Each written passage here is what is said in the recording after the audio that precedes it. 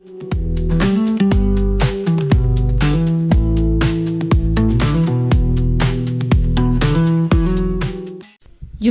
ꯅꯨꯃꯤꯠ ꯈꯨꯗꯤꯡꯒꯤ ꯈꯨꯡꯒꯪꯒꯤ ꯊꯧꯔꯝꯒꯤ ꯑꯔꯣꯏꯕꯗ ꯊꯝꯖꯕ ꯈꯨꯟꯖꯥꯁꯤꯡꯅ ꯍꯪꯕꯤꯔꯛꯄ ꯋꯥꯍꯪꯁꯤꯡꯒꯤ ꯄꯥꯎꯈꯨꯝ ꯄꯤꯕꯒꯤ ꯊꯧꯔꯝꯗ ꯉꯁꯤ ꯋꯥꯍꯪꯁꯤꯡꯕꯨ ꯄꯥꯎꯈꯨꯝ ꯄꯤꯅꯕꯒꯤꯗꯃꯛꯇ ꯑꯥꯀꯥꯁꯕꯥꯅꯤ ꯏꯝꯐꯥꯜꯒꯤ ꯁ꯭ꯇꯨꯗꯤꯑꯣꯗ ꯂꯦꯡꯁꯤꯟꯗꯨꯅ ꯂꯩꯕꯤꯔꯤꯕ ꯑꯦꯛꯁꯄꯔꯠ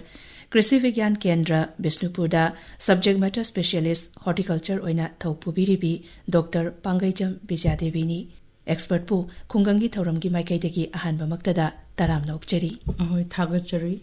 ꯉꯁꯤꯒꯤ ꯋꯥꯍꯪ ꯄꯥꯎꯈꯨꯝꯒꯤ ꯊꯧꯔꯝ ꯑꯁꯤ ꯍꯧꯗꯣꯛꯆꯅꯕꯒꯤꯗꯃꯛꯇ ꯑꯩꯈꯣꯏꯅ ꯊꯝꯖꯈꯤꯕ ꯃꯣꯕꯥꯏꯜ ꯅꯝꯕꯔꯗ ꯇꯦꯛꯁ ꯃꯦꯁꯦꯖ ꯑꯃꯗꯤ ꯋꯥꯆꯞꯀꯤ ꯈꯨꯠꯊꯥꯡꯗ ꯍꯪꯕꯤꯔꯛꯄ ꯋꯥꯍꯪꯁꯤꯡ ꯃꯊꯪ ꯍꯥꯟꯅ ꯅꯅꯥꯎ ꯂꯧꯈꯠꯆꯒꯦ꯫ ꯑꯍꯥꯟꯕ ꯑꯣꯏꯅ ꯂꯧꯈꯠꯆꯔꯤꯕ ꯋꯥꯍꯪ ꯑꯁꯤꯕꯨ ꯍꯪꯕꯤꯔꯛꯂꯤꯕꯅ ꯅꯝꯕꯣꯜ ꯐꯣꯏꯖꯤꯡ ꯆꯤꯡꯅꯤꯡꯗꯒꯤ ꯍꯋꯥꯏꯕꯝ ꯏꯕꯣꯆꯧꯕꯅꯤ꯫ ꯈꯨꯡꯒꯪꯒꯤ ꯊꯧꯔꯝꯒꯤ ꯆꯤꯊꯤ ꯄꯥꯎꯈꯨꯝ ꯄꯨꯕꯤꯔꯤꯕ ꯏꯆꯦꯃ ꯑꯃꯗꯤ ꯑꯦꯛꯁꯄꯔꯠꯇ ꯀꯔꯤꯒꯨꯝꯕ ꯋꯥꯍꯪ ꯑꯃꯠꯇ ꯍꯪꯖꯒꯦ, ꯃꯗꯨꯗꯤ ꯂꯐꯨ ꯈꯔ ꯊꯥꯖꯒꯦ ꯈꯜꯂꯤ, ꯃꯁꯤꯕꯨ ꯀꯔꯝꯅ ꯊꯥꯒꯗꯒꯦ? ꯃꯁꯤꯒꯤ ꯃꯇꯥꯡꯗ ꯃꯌꯦꯛ ꯁꯦꯡꯅ ꯍꯥꯏꯕꯤꯔꯝꯃꯨ ꯍꯥꯏꯗꯨꯅ ꯑꯍꯥꯟꯕ ꯋꯥꯐꯝꯗ ꯊꯝꯕꯤꯔꯛꯂꯤ꯫ ꯑꯍꯣꯏ ꯑꯩ ꯊꯝꯖꯒꯦ꯫ ꯑꯩꯈꯣꯏꯅ ꯂꯐꯨ ꯊꯥꯒꯦ ꯍꯥꯏꯕꯁꯤ ꯍꯧꯖꯤꯛꯁꯤ ꯂꯐꯨ ꯊꯥꯕꯒꯤ ꯃꯇꯝꯁꯤ ꯍꯧꯖꯤꯛꯁꯤ ꯑꯗꯨꯝ ꯊꯥꯕ ꯌꯥꯏ꯫ ꯑꯗꯨꯒ ꯃꯥꯒꯤ ꯆꯥꯅꯕ ꯑꯩꯈꯣꯏꯅ ꯁꯣꯏꯜ ꯇꯥꯏꯞ ꯍꯥꯏꯔꯒꯗꯤ ꯑꯩꯈꯣꯏꯒꯤ ꯂꯣꯃꯤ ꯁꯣꯏꯜ ꯇꯥꯏꯞ ꯍꯥꯏꯅ ꯑꯗꯣ ꯑꯩꯈꯣꯏꯅ ꯊꯥꯅꯤ ꯈꯜꯂꯕꯅꯤꯅ ꯑꯩꯈꯣꯏꯅ ꯍꯥꯏꯔꯤꯕ ꯂꯐꯨꯁꯤ ꯃꯥꯒꯤ pH ꯁꯣꯏꯜꯒꯤ pHꯁꯤꯅ 6ꯇꯩꯅ 7.5 ꯀꯨꯝꯕ ꯂꯩꯕ ꯑꯗꯨꯒꯨꯝꯕ ꯂꯧꯐꯝꯗꯣ ꯑꯣꯏꯒꯗꯧꯕ꯫ ꯑꯗꯨꯒ ꯈꯜꯂꯕ ꯂꯧꯐꯝꯁꯤ ꯑꯩꯈꯣꯏꯅ ꯏꯔꯝꯅ ꯂꯥꯒꯤ ꯍꯥꯏꯕꯗꯤ ꯗ꯭ꯔꯦꯅꯦꯖ ꯁꯤꯁꯇꯦꯝꯁꯦ ꯍꯥꯏꯗꯤ ꯅꯣꯡ ꯌꯥꯝ ꯀꯟꯅ ꯆꯨꯔꯛꯄ ꯃꯇꯝꯗ ꯏꯁꯤꯡ ꯐꯖꯅ ꯆꯠꯈꯤꯗꯧꯕ ꯃꯐꯝ ꯈꯔ ꯇꯣꯡꯕ ꯃꯐꯝ ꯈꯟꯕꯤꯕ ꯗꯔꯀꯥꯔ ꯑꯣꯏ꯫ ꯑꯗꯨꯒ ꯑꯩꯈꯣꯏꯅ ꯄꯣꯠ ꯊꯥꯕ ꯍꯥꯏꯕꯁꯤꯗꯕꯨ ꯑꯩꯈꯣꯏꯅ ꯚꯦꯔꯥꯏꯇꯤꯁꯦ ꯁꯤꯁꯨ ꯀꯔꯝꯕ ꯚꯦꯔꯥꯏꯇꯤꯅꯣ ꯍꯥꯏꯕꯗꯤ ꯃꯥꯁꯦ ꯇꯣꯜ ꯇꯥꯏꯞꯂꯥ ꯅꯠꯇ꯭ꯔꯒꯅ ꯗ꯭ꯋꯥꯐ ꯇꯥꯏꯞꯂꯥ ꯍꯥꯏꯕꯁꯤꯃꯁꯨ ꯏꯁꯥꯅ ꯚꯦꯔꯥꯏꯇꯤꯁꯤꯃ ꯆꯞ ꯆꯥꯅ ꯈꯟꯗꯣꯛꯄꯤꯕ ꯁꯤꯁꯨ ꯗꯔꯀꯥꯔꯅꯤ꯫ ꯑꯗꯨꯒ ꯑꯩꯈꯣꯏꯅ ꯂꯐꯨ ꯊꯥꯕꯁꯤ ꯂꯧꯐꯝ ꯑꯃ ꯈꯜꯂꯒ ꯌꯥꯝ ꯄꯥꯛ ꯁꯟꯅ ꯊꯥꯒꯦ ꯍꯥꯏꯔꯒꯅ ꯑꯇꯣꯡꯕ ꯂꯧꯐꯝꯗꯨ ꯈꯟꯕꯤꯔꯒ ꯊꯥꯕ ꯍꯥꯏꯕ ꯑꯃ, ꯅꯠꯇ꯭ꯔꯒꯅ ꯑꯩꯈꯣꯏꯅ ꯐꯥꯔꯝ ꯚꯦꯖꯤꯇꯦꯕꯜ ꯐꯥꯔꯝ ꯑꯣꯔ ꯑꯣꯔꯆꯥꯔꯠ ꯑꯃ, ꯅꯠꯇ꯭ꯔꯒꯅ ꯑꯩꯈꯣꯏꯒꯤ ꯐꯤꯁ ꯀꯝ ꯍꯣꯔꯇꯤꯀꯜꯆꯔ ꯑꯗꯨꯃꯥꯏꯅ ꯏꯟꯇꯤꯒ꯭ꯔꯦꯇꯦꯗ ꯁꯤꯁꯇꯦꯝꯒꯨꯝꯕꯗ ꯊꯥꯕꯗ ꯑꯩꯈꯣꯏꯅ ꯄꯤꯠꯀꯨꯝꯕ ꯍꯥꯏꯕꯗꯤ ꯀꯣꯝ ꯃꯆꯥ ꯃꯆꯥ ꯇꯧꯔꯒ ꯊꯥꯒꯦ ꯍꯥꯏꯔꯒꯅ ꯑꯩꯈꯣꯏꯅ ꯂꯐꯨꯒꯤ ꯊꯥꯐꯝꯁꯤꯒꯤ ꯀꯣꯝꯁꯤ ꯐꯨꯠ 1.5ꯅ 2 ꯁꯤꯒꯤ ꯀ꯭ꯌꯨꯕꯁꯤꯗꯩꯁꯤꯗ ꯍꯥꯏꯗꯤ ꯄꯥꯛꯄꯁꯨ ꯐꯨꯠ 1.5 to 60 ꯍꯥꯏꯕꯗꯤ 60 ꯁꯦꯟꯇꯤꯃꯤꯇꯔ ꯐꯨꯠ 2 ꯁꯤꯒꯤ ꯑꯩꯈꯣꯏꯒꯤ ꯄꯥꯛꯄ ꯁꯥꯡꯕ ꯂꯨꯕ ꯁꯤꯒꯤꯁꯤꯗ ꯇꯧꯕꯤꯔꯒ ꯍꯥꯏꯔꯤꯕꯁꯤ ꯑꯩꯅ ꯊꯥꯒꯗꯧꯔꯤꯕ ꯂꯐꯨ ꯃꯈꯜ ꯑꯁꯤ ꯑꯋꯥꯡꯕ ꯃꯈꯜꯒꯤ ꯑꯣꯏꯔꯒꯅ ꯀꯣꯝ ꯑꯃꯗꯒꯤꯅ ꯀꯣꯝ ꯑꯃꯒꯤ ꯑꯊꯥꯞꯄ ꯁ꯭ꯄꯦꯁꯤꯡ ꯍꯥꯏꯔꯤꯁꯦ ꯁꯤꯁꯤꯃꯅ 2 ꯃꯤꯇꯔ ꯊꯥꯞꯅꯍꯟꯕ꯫ ꯑꯗꯨꯒ ꯑꯩꯈꯣꯏꯒꯤ ꯗ꯭ꯋꯥꯐ ꯚꯦꯔꯥꯏꯇꯤ ꯑꯣꯏꯔꯒꯅ ꯑꯩꯈꯣꯏꯅ 1.5 ꯃꯤꯇꯔ ꯑꯃꯒ ꯊꯥꯞꯅꯅ ꯊꯝꯕꯤꯕ꯫ ꯈꯨꯗꯝ ꯑꯣꯏꯅ ꯍꯥꯏꯔꯕꯗ ꯗ꯭ꯋꯥꯐꯇꯅ ꯚꯦꯔꯥꯏꯇꯤꯁꯦ ꯑꯩꯈꯣꯏꯒꯤ ꯖꯍꯥꯖꯤꯒ ꯍꯥꯏꯅꯕ ꯗ꯭ꯋꯥꯐ ꯀꯦꯚꯦꯟꯗꯤꯁꯀ ꯀꯥꯏꯅ, ꯑꯗꯨꯒ ꯇꯣꯜ ꯇꯥꯏꯞꯇꯅ ꯑꯩꯈꯣꯏ ꯃꯩꯇꯩ ꯂꯐꯣꯏ ꯑꯌꯥꯝꯕꯅ ꯑꯩꯈꯣꯏ ꯂꯣꯀꯦꯜꯒꯤ ꯊꯥꯒꯦ ꯍꯥꯏꯔꯒꯗꯤ ꯑꯅꯝꯕꯅ ꯇꯣꯜ ꯇꯥꯏꯞ ꯑꯣꯏꯔꯦ꯫ ꯑꯗꯨꯒ ꯍꯧꯖꯤꯛ ꯌꯥꯝꯅ ꯐꯥꯔꯃꯔꯁꯤꯡꯅ ꯑꯩꯈꯣꯏꯒꯤ ꯌꯥꯝꯅ ꯄꯥꯛ ꯁꯟꯅ ꯑꯩꯈꯣꯏ ꯊꯥꯅꯔꯤꯕ ꯒ꯭ꯔꯥꯟ 9 ꯍꯥꯏꯔꯤꯕ ꯑꯩꯈꯣꯏ ꯁꯤꯒꯤ ꯃꯈꯜꯁꯤꯅ ꯇꯣꯜ ꯇꯥꯏꯞꯇ, ꯑꯗꯨꯅ ꯑꯩꯅ ꯍꯧꯖꯤꯛ ꯍꯥꯏꯖꯈ꯭ꯔꯤꯕ ꯁ꯭ꯄꯦꯁꯤꯡꯗꯨꯗ ꯊꯥꯕꯤꯕ ꯗꯔꯀꯥꯔ ꯑꯣꯏ꯫ ꯑꯗ ꯍꯥꯏꯔꯤꯕꯁꯤ ꯑꯩꯈꯣꯏꯅ ꯊꯥꯒꯦ ꯍꯥꯏꯔꯤꯕꯁꯤ ꯄꯣꯠꯊꯣꯛꯁꯤ ꯍꯥꯏꯕꯗꯤ ꯀꯃꯔꯁꯤꯌꯦꯜ ꯁ꯭ꯀꯦꯜꯗ ꯊꯥꯕꯤꯒꯦ ꯍꯥꯏꯔꯒꯗꯤ ꯃꯥꯒꯤ ꯑꯩꯈꯣꯏꯒꯤ ꯂꯐꯣꯏꯁꯦ ꯌꯥꯝꯅ ꯃꯑꯣꯡ ꯇꯥꯕ ꯑꯩꯈꯣꯏꯒꯤ ꯄꯥꯟꯕꯟ ꯊꯣꯛꯄ ꯑꯗꯨꯒꯨꯝꯕ ꯂꯐꯣꯏ ꯂꯐꯥꯡ ꯀꯣ ꯑꯗꯒꯤ ꯕꯟꯁꯇꯨ ꯐꯖꯕ, ꯑꯗꯒꯤ ꯅꯤꯌꯣꯝ ꯆꯨꯝꯅ ꯊꯥ 10ꯗꯩꯅ 15 ꯐꯥꯎꯒꯤ ꯃꯅꯨꯡꯗ ꯄꯥꯜꯂꯛꯅꯕꯒꯤꯗꯃꯛꯇ ꯑꯩꯈꯣꯏꯅ ꯁꯥꯏꯟꯇꯤꯐꯤꯛ ꯑꯣꯏꯕ ꯄꯦꯀꯦꯖ ꯑꯣꯐ ꯄ꯭ꯔꯦꯛꯇꯤꯁꯦꯁꯁꯦ ꯍꯧꯖꯤꯛ ꯊꯥꯕ ꯀꯣꯝ ꯇꯧꯕ ꯍꯧꯕꯗꯩꯅ ꯃꯆꯤꯟꯖꯥꯛ ꯄꯤꯖꯕ ꯁꯦꯕꯥ ꯁꯦꯕꯤꯁꯤ ꯌꯥꯝꯅ ꯗꯔꯀꯥꯔ ꯑꯣꯏꯌꯦꯕ꯫ ꯑꯗꯨꯅ ꯃꯥꯒꯤ ꯑꯩꯈꯣꯏꯒꯤ ꯐꯥꯔꯝ ꯌꯣꯠ ꯀꯣꯝꯁꯤꯡ ꯉꯁꯥꯏ ꯇꯧꯊꯣꯛꯄꯤꯌꯨ ꯍꯥꯏꯔꯤꯕ ꯀꯣꯝꯁꯤꯡꯗꯨꯗꯩꯁ ꯐꯥꯔꯝ ꯌꯣꯠ ꯃꯦꯅ꯭ꯌꯣꯔ ꯍꯥꯏꯅ ꯁꯟꯊꯤ ꯁꯟꯌꯨꯡꯗꯒꯤ ꯑꯩꯈꯣꯏꯅ ꯁꯦꯝꯕ ꯑꯗꯨꯒꯨꯝꯕ ꯀꯝꯄꯣꯁꯇꯨ ꯕꯤꯠ ꯑꯃꯃꯝꯗ ꯑꯩꯈꯣꯏꯒꯤ KG 10ꯗꯩꯅ 12-13 ꯐꯥꯎꯕꯁꯦ ꯍꯥꯞꯄꯤꯕ ꯗꯔꯀꯥꯔ ꯑꯣꯏ꯫ ꯑꯗꯨꯅ ꯑꯩꯈꯣꯏꯅ ꯂꯩꯅꯥ ꯇꯤꯟꯅꯥꯗꯒꯤ ꯍꯌꯦꯡ ꯇꯥꯔꯛꯇ꯭ꯔꯤꯉꯩꯗ ꯉꯥꯛꯊꯣꯛꯍꯧꯅꯕꯒꯤꯗꯃꯛꯇ ꯅꯤꯝ ꯀꯦꯛꯁꯨ ꯈꯔ ꯍꯥꯞꯆꯤꯟꯕꯤꯕ꯫ ꯑꯗꯨꯒ ꯑꯩꯈꯣꯏꯒꯤ ꯑꯗꯨꯗ ꯅꯠꯇꯅ ꯄꯤꯠꯇꯨꯗꯩꯗ ꯀꯣꯝꯗꯨꯗꯩꯗ ꯑꯩꯈꯣꯏꯅ ꯌꯨꯔꯤꯌꯥ ꯑꯗꯒꯤ SSP MOPꯁꯦ ꯁꯤꯁꯨ ꯊꯥꯗ꯭ꯔꯤꯉꯩꯒꯤ ꯃꯃꯥꯡꯁꯤꯗꯩꯁꯤꯗ ꯑꯩꯈꯣꯏꯅ ꯆꯔꯥꯗꯣ ꯔꯦꯗꯤ ꯂꯩꯔꯒ ꯉꯁꯥꯏꯒꯤ ꯁꯟꯊꯤ ꯁꯟꯌꯨꯡꯗꯒꯤ ꯑꯣꯟꯕ ꯍꯥꯔꯗꯣ ꯈꯔ ꯑꯦꯗꯚꯥꯟꯁ ꯑꯣꯏꯅ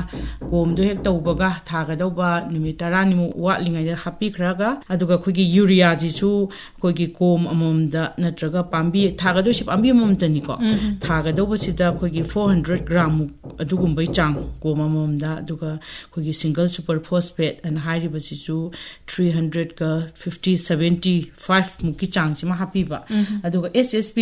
ꯁꯤꯃꯁꯨ ꯍꯥꯞꯄꯦ ꯑꯗꯨꯒ MOP ꯁꯤꯃꯁꯨ 300 ꯒ꯭ꯔꯥꯝ ꯄꯤꯠ ꯑꯃꯃꯝꯗ ꯅꯠꯇ꯭ꯔꯒ ꯄꯥꯝꯕꯤ ꯑꯃꯗ ꯍꯥꯞꯄꯤꯕ ꯑꯗꯨꯒ ꯍꯥꯏꯔꯤꯕ ꯆꯥꯡꯁꯦ ꯑꯩꯈꯣꯏ ꯊꯥꯗ꯭ꯔꯤꯉꯩ ꯃꯃꯥꯡꯁꯨ ꯍꯥꯞꯄꯤꯕ ꯑꯗꯨꯒ ꯑꯃꯨꯛꯁꯨ ꯊꯥꯔꯕ ꯃꯇꯨꯡ ꯑꯩꯈꯣꯏꯒꯤ ꯊꯥ 3 ꯁꯨꯕꯗ ꯑꯃꯨꯛꯁꯨ ꯁꯤꯒꯤ ꯆꯥꯡꯁꯦ ꯑꯃꯨꯛꯁꯨ ꯍꯥꯞꯄꯤꯕ ꯃꯈꯣꯡꯗꯣ ꯇꯥꯈꯠꯄꯤꯔꯒ ꯑꯗꯨꯒ ꯊꯥ 5 ꯁꯨꯕꯗꯁꯨ ꯑꯃꯨꯛꯁꯨ ꯍꯥꯞꯄꯤꯕ ꯍꯧꯖꯤꯛꯀꯤ ꯍꯥꯏꯔꯤꯕ ꯆꯥꯡꯁꯦ ꯊꯥ 9 ꯁꯨꯕꯗꯁꯨ ꯑꯃꯨꯛ ꯍꯥꯞꯄꯤꯕ ꯑꯗꯨꯒ ꯁꯤꯗꯁꯨ ꯅꯠꯇꯅ ꯑꯩꯈꯣꯏꯅ ꯄꯥꯝꯕꯤꯗꯨꯗꯩꯗ ꯃꯥꯏꯀ꯭ꯔꯣꯅ꯭ꯌꯨꯇ꯭ꯔꯤꯌꯦꯟꯠꯒꯨꯝꯕꯁꯤꯁꯨ ꯆꯥꯏꯕ ꯌꯥꯏꯀꯣ ꯖꯤꯡꯀꯨꯝꯕ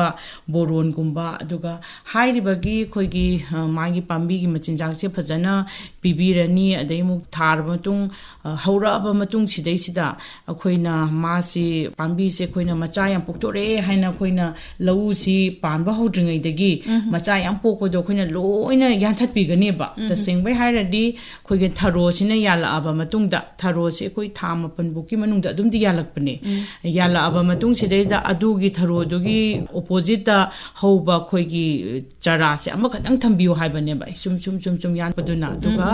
ꯑꯩꯈꯣꯏꯅ ꯊꯝꯒꯗꯣꯔꯤꯕ ꯑꯃꯈꯛꯇꯪ ꯊꯝꯃꯛꯄꯁꯤꯗꯩꯁꯤꯗ ꯊꯝꯒꯗꯣꯔꯤꯕ ꯆꯔꯥꯁꯦ ꯑꯩꯈꯣꯏꯅ ꯁꯣꯔꯠ ꯁꯀꯔ ꯍꯥꯏꯅ ꯑꯩꯈꯣꯏꯒꯤ ꯃꯅꯥꯁꯦ ꯇꯨꯝꯇꯛ ꯇꯧꯕ ꯆꯔꯥꯗꯣ ꯑꯃꯈꯛꯇꯪ ꯑꯩꯈꯣꯏꯒꯤ ꯊꯔꯣꯁꯤꯒꯤ ꯑꯣꯄꯣꯖꯤꯠꯁꯤꯗ ꯊꯝꯕꯤꯕꯁꯤ ꯗꯔꯀꯥꯔ ꯑꯣꯏ ꯑꯗꯨꯒ ꯃꯇꯝꯒꯤ ꯃꯥꯒꯤ ꯃꯅꯥ ꯑꯀꯪꯕ ꯌꯥꯎꯕ ꯑꯩꯈꯣꯏꯅ ꯂꯧꯊꯣꯛꯄꯤꯕ ꯀꯣ ꯑꯗꯒꯤ ꯃꯜꯆꯤꯡ ꯇꯧꯕꯤꯕ ꯗꯔꯀꯥꯔ ꯑꯣꯏ ꯑꯗꯒꯤ ꯃꯈꯣꯡ ꯇꯥꯈꯠꯄꯤꯕ ꯑꯗꯒꯤ ꯅꯥꯄꯤ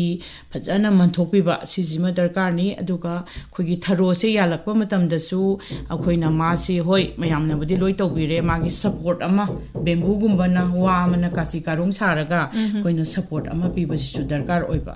ꯑꯗꯨꯒ ꯍꯌꯦꯡ ꯑꯩꯈꯣꯏꯅ ꯂꯐꯨ ꯊꯔꯣꯁꯦ ꯌꯥꯜꯂꯛꯑꯒ ꯂꯐꯣꯏꯁꯤ ꯁꯨꯝ ꯃꯥꯒꯤ ꯂꯐꯣꯏ ꯂꯐꯥꯡꯁꯤ ꯁꯨꯝꯁꯦ ꯂꯣꯏꯅ ꯌꯥꯔꯦ ꯍꯥꯏꯔꯕ ꯀꯥꯟꯗꯨꯗ ꯑꯩꯈꯣꯏꯅ ꯂꯐꯨ ꯊꯔꯣꯗꯣ ꯀꯛꯊꯠꯄꯤꯒꯗꯧꯕ ꯑꯗꯨꯃꯥꯏꯅ ꯇꯧꯔꯒ ꯑꯩꯈꯣꯏ ꯂꯐꯨ ꯊꯥꯕꯁꯤ ꯗꯔꯀꯥꯔ ꯑꯣꯏ ꯍꯋꯥꯏꯕꯝ ꯏꯕꯣꯆꯧꯕꯒꯤ ꯑꯅꯤꯁꯨꯕ ꯑꯔꯣꯏꯕ ꯋꯥꯍꯪꯗꯅ ꯎꯁꯣꯏ ꯑꯁꯤ ꯋꯥꯗꯒꯤ ꯃꯊꯟꯇ ꯑꯗꯨꯃꯛ ꯍꯧꯖꯔꯛꯏ ꯃꯁꯤ ꯃꯐꯝ ꯆꯥꯕ ꯑꯃ ꯌꯦꯡꯉꯒ ꯑꯩꯈꯣꯏꯅ ꯊꯥꯕ ꯌꯥꯒꯗ꯭ꯔꯥ ꯃꯁꯤꯒꯤ ꯃꯇꯥꯡꯗ ꯃꯌꯦꯛ ꯁꯦꯡꯅ ꯇꯥꯛꯄꯤꯔꯛꯎ ꯍꯥꯏꯗꯨꯅ ꯑꯔꯣꯏꯕ ꯋꯥꯐꯝꯗ ꯊꯝꯕꯤꯔꯛꯂꯤ ꯍꯣꯏ ꯑꯩꯈꯣꯏꯒꯤ ꯎꯁꯣꯏꯁꯤ ꯆꯣꯡꯉꯛꯏꯕ ꯎꯁꯣꯏꯁꯤꯅ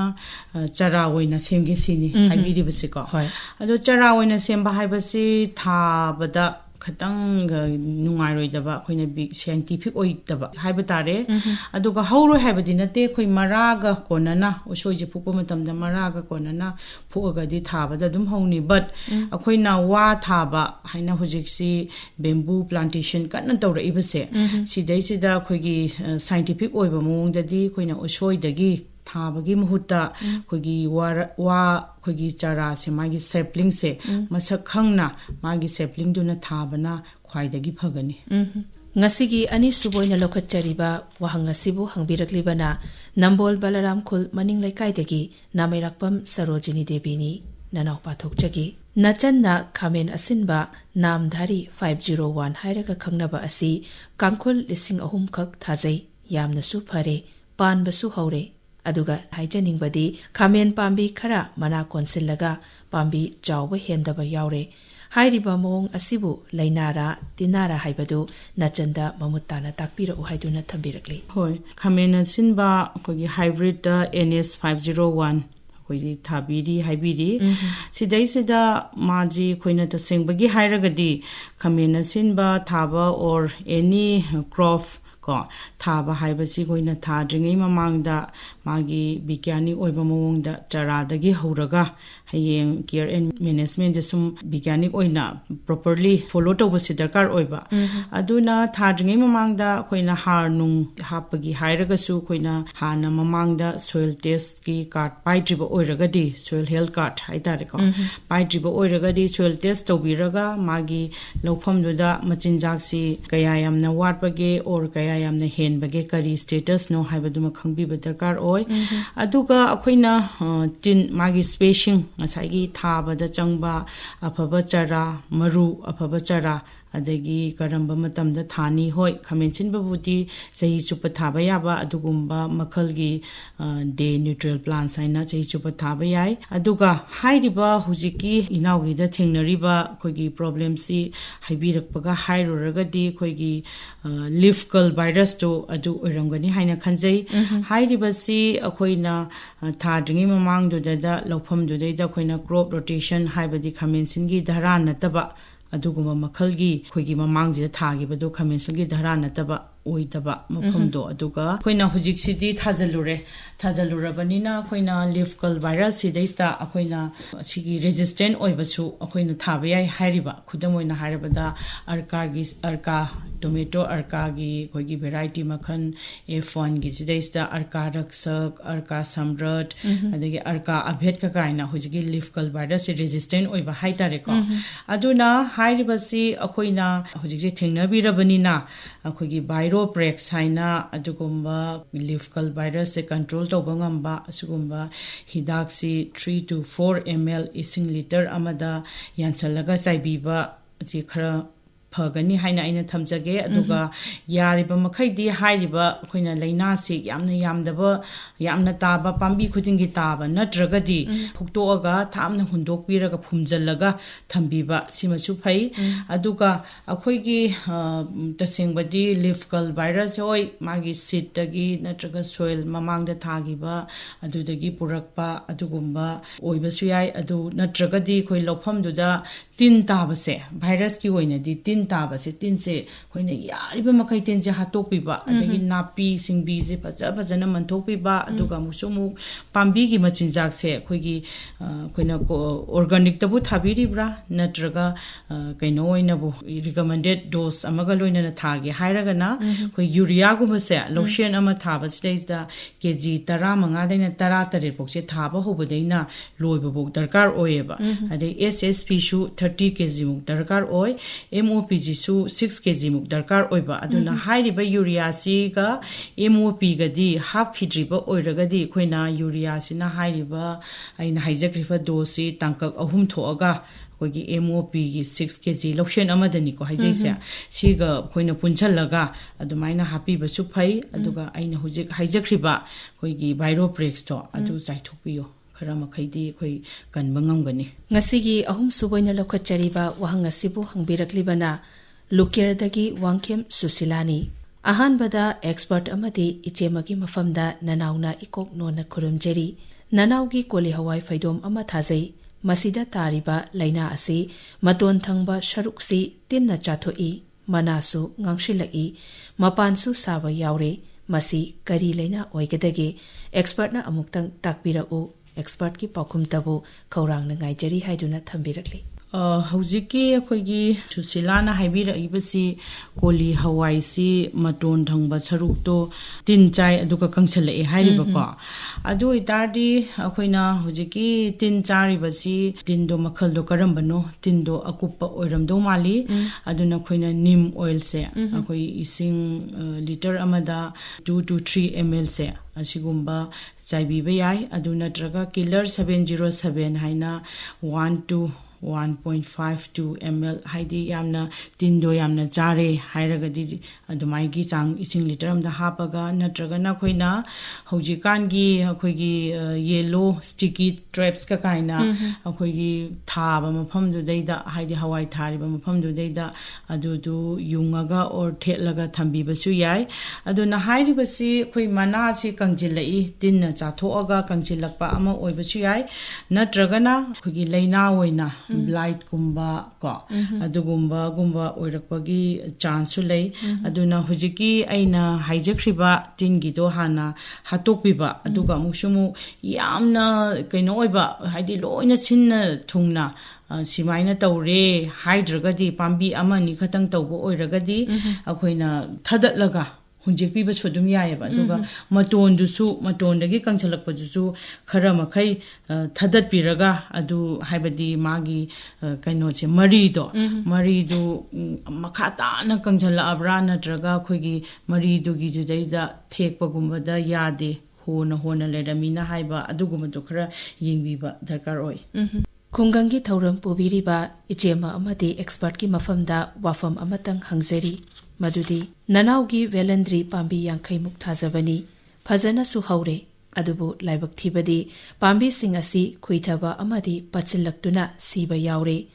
ꯐꯨꯛꯇꯨꯅ ꯌꯦꯡꯕꯗ ꯃꯔꯥꯁꯤꯡ ꯑꯁꯤ ꯐꯖꯅ ꯆꯣꯡꯗꯦ ꯂꯣꯏꯅ ꯄꯨꯝꯂꯝꯃꯤ ꯃꯁꯤ ꯇꯤꯜꯅꯗꯤ ꯃꯥꯟꯗꯦ ꯂꯩꯅꯥꯅ ꯑꯣꯏꯒꯗ꯭ꯔꯥ ꯈꯜꯂꯤ ꯃꯔꯨ ꯑꯗꯨꯁꯨ ꯌꯥꯝꯗꯕꯅꯤꯅ ꯍꯤꯗꯥꯛꯁꯨ ꯇꯣꯠꯍꯧꯗ꯭ꯔꯦ ꯃꯁꯤꯗ ꯅꯅꯥꯎꯅ ꯈꯪꯖꯅꯤꯡꯕꯗꯤ ꯍꯤꯡꯍꯧꯔꯤꯕ ꯄꯥꯝꯕꯤꯁꯤꯡ ꯑꯁꯤ ꯀꯔꯤ ꯍꯤꯗꯥꯛ ꯁꯤꯖꯤꯟꯅꯔꯒ ꯀꯟꯕ ꯉꯝꯒꯗꯒꯦ ꯍꯥꯏꯕꯗꯨ ꯇꯥꯛꯄꯤꯔꯛꯂꯒꯗꯤ ꯌꯥꯝꯅ ꯅꯨꯡꯉꯥꯏꯖꯒꯅꯤ ꯑꯗꯨꯒ ꯍꯤꯗꯥꯛꯀꯤ ꯗꯣꯁ ꯑꯃꯗꯤ ꯍꯤꯗꯥꯛ ꯃꯃꯤꯡ ꯑꯅꯤꯔꯛ ꯍꯟꯅ ꯍꯥꯏꯕꯤꯔꯛꯎ ꯍꯥꯏꯗꯨꯅ ꯌꯥꯝꯅ ꯃꯌꯦꯛ ꯁꯦꯡꯅ ꯍꯪꯕꯤꯔꯛꯂꯤꯕ ꯑꯁꯤꯅ ꯆꯄ꯭ꯔꯧ ꯃꯃꯥꯡ ꯂꯩꯀꯥꯏꯗꯒꯤ ꯈꯥꯏꯗꯦꯝ ꯃꯅꯤ ꯁꯤꯡꯅꯤ ꯍꯧꯖꯤꯛ ꯑꯩꯈꯣꯏꯒꯤ ꯚꯦꯂꯦꯟꯗ꯭ꯔꯤ ꯊꯥꯕꯗ ꯊꯦꯡꯅꯔꯤꯕ ꯄ꯭ꯔꯣꯕ꯭ꯂꯦꯝꯁꯤ ꯇꯁꯦꯡꯕꯗꯤ ꯍꯧꯖꯤꯛꯁꯤ ꯅꯣꯡꯁꯨ ꯌꯥꯝ ꯀꯟꯅ ꯆꯨꯕꯅꯤꯅ ꯃꯥꯁꯦ ꯐꯖꯅ ꯍꯥꯏꯕꯗꯤ ꯏꯔꯝ ꯅꯂꯥꯒꯤ ꯈꯨꯗꯣꯡꯆꯥꯕ ꯏꯁꯤꯡꯁꯦ ꯐꯖꯅ ꯆꯠꯍꯟꯈꯤꯕꯒꯤ ꯈꯨꯗꯣꯡꯆꯥꯕ ꯑꯁꯤꯁꯤꯃꯗꯤ ꯂꯩꯕ ꯊꯝꯕꯤꯕ ꯌꯥꯝꯅ ꯇꯉꯥꯏ ꯐꯗꯦ ꯑꯗꯨꯒ ꯑꯩꯈꯣꯏꯅ ꯍꯦꯛ ꯕꯣꯠ ꯊꯥꯕꯁꯤꯗꯩꯁꯤꯗ ꯃꯃꯥꯡꯗ ꯀꯔꯤ ꯊꯥꯒꯤ ꯅꯠꯇ꯭ꯔꯒꯅ ꯉꯁꯥꯏ ꯊꯦꯡꯅꯈꯤꯕ ꯄ꯭ꯔꯣꯕ꯭ꯂꯦꯝꯁꯤꯡꯗꯣ ꯀꯔꯤꯅꯣ ꯍꯥꯏꯕꯁꯤꯃ ꯑꯩꯈꯣꯏꯅ ꯍꯦꯛꯁꯦ ꯈꯪꯗꯣꯛꯄꯤꯕ ꯀꯣ ꯑꯗꯣ ꯍꯧꯖꯤꯛꯀꯤ ꯈꯨꯏꯊꯔꯛꯏ ꯀꯣ ꯃꯔꯥꯁꯨ ꯄꯨꯝꯃꯤ ꯑꯗꯒꯤ ꯈꯨꯏꯁꯨ ꯈꯨꯏꯊꯔꯛꯏ ꯍꯥꯏꯕꯀꯣ ꯈꯨꯏꯊꯔꯛꯄꯒꯤ ꯃꯇꯥꯡꯁꯤꯗꯩꯁꯤꯗ ꯑꯩꯈꯣꯏꯅ ꯀꯩꯅꯣꯒꯨꯝꯕ ꯐꯨꯁꯥꯔꯤꯌꯝ ꯋꯤꯜ ꯅꯠꯇ꯭ꯔꯒ ꯕꯦꯛꯇꯔꯤꯌꯦꯜ ꯋꯤꯜꯒꯨꯝꯕ ꯑꯣꯏꯕ ꯑꯁꯤꯒꯨꯝꯕꯁꯤꯁꯨ ꯑꯗꯨꯝ ꯊꯦꯡꯅꯩ ꯑꯗꯨꯅ ꯑꯩꯈꯣꯏꯅ ꯈꯨꯏꯊꯔꯛꯄ ꯃꯔꯥꯁꯨ ꯄꯨꯝꯕ ꯌꯥꯎꯕꯤꯔꯤꯕꯅꯤ나 ꯍꯧꯖꯤꯛꯁꯤ ꯑꯩꯈꯣꯏꯅ ꯇꯧꯕ ꯌꯥꯕꯁꯤ ꯑꯩꯈꯣꯏꯒꯤ ꯁꯣꯏꯜ ꯗ꯭ꯔꯦꯟꯆꯤꯡ ꯇꯧꯕ ꯑꯃ ꯍꯥꯏꯕ ꯑꯃ ꯌꯥꯏ ꯑꯩꯈꯣꯏ ꯐꯪꯒꯤꯁꯥꯏꯠ ꯃꯈꯜ ꯑꯃꯅ ꯑꯗꯒꯤ ꯚꯦꯔꯥꯏꯇꯤꯗꯨꯗꯤ ꯊꯥꯗꯣꯛꯈ꯭ꯔꯕꯅꯤꯅ ꯔꯦꯖꯤꯁꯇꯦꯟ ꯚꯦꯔꯥꯏꯇꯤ ꯍꯥꯏꯕꯤ ꯑꯗꯨꯒꯨꯝꯕꯗꯤ ꯊꯣꯏꯗꯣꯛꯅ ꯑꯩꯈꯣꯏꯁꯦ ꯍꯧꯖꯤꯛ ꯊꯥꯈ꯭ꯔꯕꯅꯤꯅ ꯍꯧꯖꯤꯛ ꯚꯦꯔꯥꯏꯇꯤꯗꯤ ꯑꯗꯨ ꯈꯜꯂꯣ ꯍꯥꯏꯗ꯭ꯔꯒꯁꯨ ꯍꯧꯖꯤꯛ ꯂꯩꯔꯤꯕ ꯀꯩꯅꯣꯒꯤꯗꯨꯗꯩꯗ ꯏꯁꯨ ꯍꯥꯏꯕꯗꯤ ꯊꯦꯡꯅꯔꯤꯕ ꯄ꯭ꯔꯣꯕ꯭ꯂꯦꯝꯗꯨꯗꯩꯗ ꯇꯧꯕ ꯌꯥꯕꯁꯤ ꯇ꯭ꯔꯥꯏꯀꯣꯗꯔꯃꯥ ꯍꯔꯖꯥꯅꯤꯌꯝꯒꯨꯝꯕꯁꯦ ꯄꯔꯤꯗ ꯑꯗꯨꯝ ꯍꯥꯏꯖꯔꯒꯦ ꯄꯔꯤ ꯑꯃꯒꯤ ꯑꯦꯔꯤꯌꯥꯁꯤꯗꯩꯗ 2.5 kgꯁꯤ ꯑꯩꯈꯣꯏꯒꯤ ꯐꯖꯅ ꯐꯥꯔꯝ ꯌꯥꯔꯗ ꯃꯦꯅ꯭ꯌꯣꯔ ꯍꯥꯏꯅ ꯀꯝꯄꯣꯁ ꯁꯟꯊꯤ ꯁꯟꯌꯨꯡꯗꯒꯤ ꯁꯦꯝꯕ ꯀꯝꯄꯣꯁꯁꯤꯒ ꯑꯩꯈꯣꯏꯅ ꯄꯨꯟꯖꯟꯅꯔꯒ ꯑꯩꯈꯣꯏꯒꯤ ꯄꯔꯤ ꯑꯃꯒꯤ ꯆꯥꯡꯁꯤꯗꯩꯁꯤꯗ ꯚꯦꯂꯦꯟꯗ꯭ꯔꯤꯒꯤ ꯃꯥꯒꯤ ꯄꯥꯝꯕꯤꯗꯨꯒꯤ ꯃꯔꯥꯗꯨꯗꯩꯗ ꯐꯪꯅꯕꯒꯤꯗꯃꯛꯇ ꯑꯀꯣꯏꯕꯤꯁꯤꯗꯩꯁꯤꯗ ꯈꯔ ꯏꯅꯤꯟ ꯂꯩꯕ ꯃꯇꯝ ꯍꯥꯏꯇꯥꯔꯦ ꯍꯣꯏ ꯅꯣꯡ ꯆꯨꯕꯅꯤꯅ ꯏꯅꯤꯟꯕꯨꯗꯤ ꯂꯩꯔꯅꯤ ꯈꯜꯂꯦ ꯑꯗꯨꯒ ꯑꯀꯣꯏꯕꯁꯤꯗꯩꯁꯤꯗ ꯑꯩꯈꯣꯏꯅ ꯆꯥꯏꯕꯤꯕ ꯑꯗꯨꯝ ꯀꯥꯟꯅꯒꯅꯤ ꯑꯗꯨꯒ ꯍꯥꯏꯔꯤꯕꯁꯤ ꯃꯔꯥꯒ ꯈꯔ ꯅꯛꯅꯅ ꯀꯣ ꯑꯗꯨ ꯈꯔ ꯆꯥꯏꯕꯤꯕ ꯍꯥꯏꯕꯁꯦ ꯑꯩꯈꯣꯏꯅ ꯃꯈꯣꯡ ꯇꯥꯡꯈꯠꯂꯒ ꯑꯗꯨꯒ ꯐꯖꯅ ꯃꯥꯒꯤ ꯗ꯭ꯔꯦꯅꯦꯖ ꯁꯤꯁꯇꯦꯝꯗꯣ ꯐꯖꯅ ꯁꯦꯝꯕꯤꯕ ꯑꯗꯨꯒ ꯀꯩꯒꯨꯝꯕ ꯀꯦꯃꯤꯀꯦꯜ ꯑꯣꯏꯅ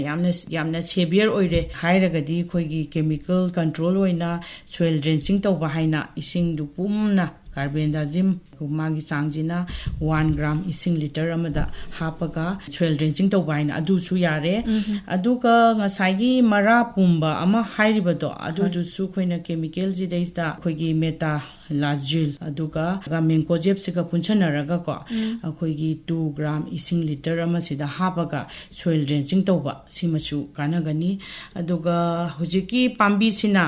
ꯌꯥꯝꯅ ꯄꯨꯝꯕ ꯌꯥꯝꯅ ꯍꯥꯏꯗꯤ ꯀꯩꯅꯣ ꯈꯨꯗꯤꯡꯃꯛ ꯄꯥꯝꯕꯤ ꯈꯨꯗꯤꯡꯃꯛ ꯇꯧꯔꯛꯄ ꯅꯠꯇ꯭ꯔꯒꯗꯤ ꯍꯧꯔꯛꯄꯗ ꯃꯈꯣꯏꯁꯦ ꯑꯗꯨꯝ ꯀꯣ ꯑꯃꯒ ꯑꯃ ꯂꯥꯟꯖꯟꯅꯕ ꯑꯗꯨꯝꯕ ꯊꯣꯛꯇ꯭ꯔꯤꯉꯩꯗ ꯑꯩꯈꯣꯏꯅ ꯐꯨꯛꯇꯣꯛꯑꯒ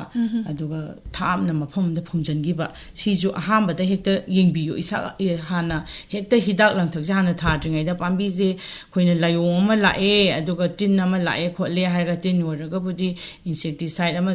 ꯀꯥꯞꯁꯟꯕꯤꯕ ꯑꯗꯨꯒ ꯂꯥꯏꯑꯣꯡꯁꯦ ꯑꯍꯥꯟꯕ ꯍꯧꯕꯁꯤꯗ ꯍꯦꯛꯇ ꯑꯃꯅꯤꯗꯪ ꯑꯣꯏꯔꯒꯗꯤ ꯑꯝꯇꯪ ꯐꯨꯛꯇꯠꯄꯤꯍꯧꯔꯒ ꯑꯗꯨꯝꯕ ꯍꯥꯟꯅ ꯌꯦꯡꯕꯤꯌꯨ ꯑꯗꯨꯒ ꯌꯥꯝꯅ ꯂꯣꯏꯅ ꯑꯅꯝꯕꯅ ꯂꯣꯏꯅ ꯅꯥꯔꯦ ꯑꯣꯔ ꯃꯥꯁꯦ ꯄꯨꯝꯕ ꯄꯠꯄ ꯄꯨꯝꯕꯗꯨ ꯌꯥꯎꯔꯛꯑꯦ ꯍꯥꯏꯔꯒꯗꯤ ꯍꯧꯖꯤꯛ ꯑꯩꯅ ꯍꯥꯏꯖꯈꯤꯕꯗꯣ ꯑꯗꯨꯗꯣ ꯑꯗꯨꯝ ꯇꯧꯕꯤꯕ ꯌꯥꯏ ꯉꯁꯤꯒꯤ 5 ꯁꯨꯕ ꯑꯣꯏꯅ ꯂꯧꯈꯠꯆꯔꯤꯕ ꯋꯥꯍꯪ ꯑꯁꯤꯕꯨ ꯍꯪꯕꯤꯔꯛꯂꯤꯕꯅ ꯅꯣꯡꯆꯨꯞ ꯁꯟꯖꯦꯟꯕꯝꯗꯒꯤ ꯔꯣꯅꯥꯜ ꯇꯈꯦꯂꯝꯕꯝ ꯑꯃꯗꯤ ꯍꯦꯟꯊꯣꯏꯕ ꯇꯈꯦꯂꯝꯕꯝꯅꯤ ꯇꯣꯉꯥꯟ ꯇꯣꯉꯥꯟꯕ ꯋꯥꯍꯪ ꯈꯔ ꯍꯪꯕꯤꯔꯛꯂꯤ ꯅꯅꯥꯎ ꯄꯥꯊꯣꯛꯆꯒꯦ ꯍꯧꯖꯤꯛ ꯁ꯭ꯇꯨꯗꯤꯑꯣꯗ ꯂꯦꯡꯁꯤꯟꯕꯤꯔꯤꯕ ꯑꯦꯛꯁꯄꯔꯠ ꯑꯃꯗꯤ ꯏꯆꯦꯇꯣꯟ ꯍꯧꯖꯤꯛꯁꯤ ꯅꯅꯥꯎ ꯑꯅꯤꯅ ꯑꯁꯨꯝ ꯎꯖꯕꯗ ꯂꯧꯕꯨꯛ ꯈꯔꯗ ꯆꯔꯨ ꯐꯨꯗꯤꯠ ꯐꯧ ꯂꯣꯛꯈ꯭ꯔꯕ ꯃꯇꯨꯡꯗ ꯂꯩꯕꯅ ꯂꯧꯐꯝ ꯑꯗꯨꯗ ꯀꯌꯥꯃꯨꯛ ꯀꯥꯟꯅꯕ ꯑꯃꯗꯤ ꯀꯌꯥꯃꯨꯛ ꯃꯥꯡꯖꯕ ꯍꯥꯏꯕꯒꯤ ꯃꯇꯥꯡꯗ ꯇꯥꯛꯄꯤꯔꯛꯎ ꯍꯥꯏꯗꯨꯅ ꯑꯍꯥꯟꯕ ꯋꯥꯐꯝꯗ ꯊꯝꯕꯤꯔꯛꯂꯤ ꯍꯣꯏ ꯍꯥꯏꯖꯒꯦ ꯑꯩꯈꯣꯏ ꯂꯧ ꯂꯣꯛꯈ꯭ꯔꯕ ꯃꯇꯨꯡꯗ ꯆꯔꯨ ꯐꯨꯗꯤꯠ ꯂꯩꯕꯁꯦ ꯌꯥꯝꯅ ꯀꯥꯟꯅꯩ ꯀꯥꯟꯅꯕꯅ ꯍꯦꯜꯂꯤ ꯃꯥꯡꯕꯗꯒꯤ